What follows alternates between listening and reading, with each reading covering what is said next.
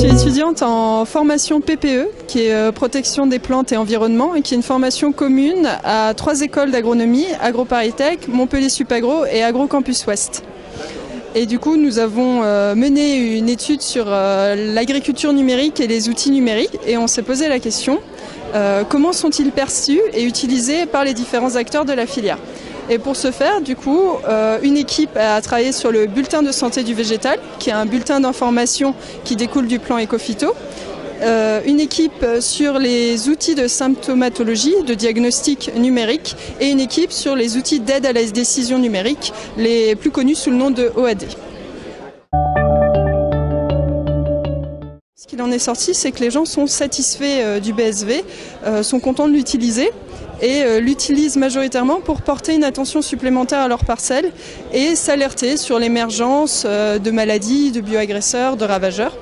Mais par contre, quand on leur a demandé si un BSV plus interactif et plus adapté à leur contexte culturel, à leurs pratiques agricoles, les intéressait, on a quand même 65% des interrogés qui étaient intéressés par ce BSV plus numérisé, plus interactif.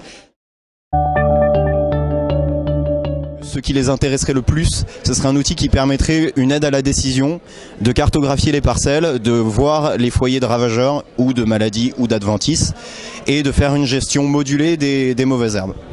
Le principal frein qu'ils y voient pour l'instant, c'est évidemment le prix, suivi de la fiabilité des données et de la facilité d'usage. Là où nous sommes optimistes par rapport au développement de ces outils, c'est que le prix diminue avec le développement d'une technologie d'une part. Pour ce qui est de l'interprétation difficile des données, c'est complètement aux mains des équipes de développement, puisque cela dépend de la manière dont l'interface est agréable, ergonomique, etc. Et pour ce qui est de la fiabilité des données, cela mérite l'attention des équipes, mais cela peut également être résolu. Nous avons identifié 2 grands axes pour l'amélioration des OAD numériques. Donc tout d'abord, les utilisateurs aimeraient une meilleure implication de leur avis et de leur attente à l'intérieur de la conception de ces outils numériques. Ils aimeraient également une simplification de ces outils qui sont un petit peu compliqués à mettre en place et demandent beaucoup de savoir-faire, mine de rien, pour arriver à les faire tourner correctement sur les parcelles.